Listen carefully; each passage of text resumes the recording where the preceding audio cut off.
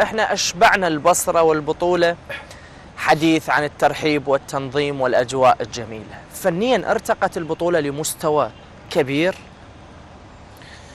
يعني أتكلم بصراحة. نعم. يعني صح، الحافز عالي جدا. يعني أنت من تشوف، أنت كلاعب أتحدث، من تشوف 65,000 متفرج بالملعب يختلف الوضع، يختلف عن ما هو 20 وعن ما هو 10. يعني الحافز عالي جدا، لكنه تقول لي على مستويات ترتقي إلى يعني مستويات مثلا البطولات القارية وكأس العالم، لا، اكو فروقات جدا كبيرة بصراحة.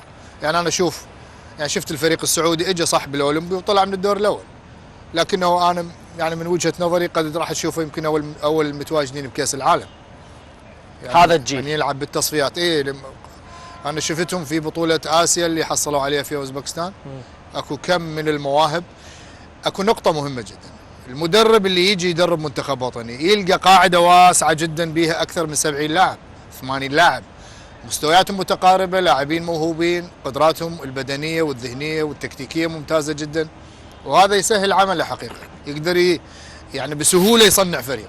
هذا تعاني منه بعض الفرق الخليجية اللي حتى من ضمنها الفرق الأربعة اللي تأهلت.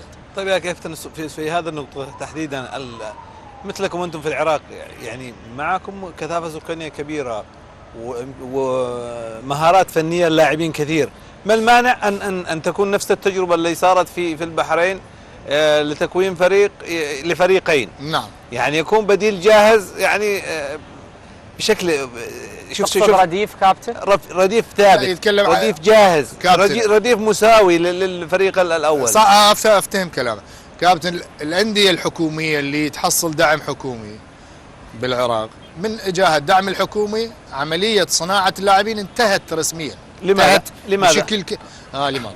أصبحت الأندية تبحث عن لاعب جاهز اللي هو لاعب متمكن ولاعب نجم، وعملية صناعة اللاعبين افتقدها كثير من الأندية حقيقة. فما شفنا فجيل يطلع من المواهب ممكن أنه يدعم المنتخبات بالبطولات الخارجية، وهذا مشكلة كبيرة حقيقة.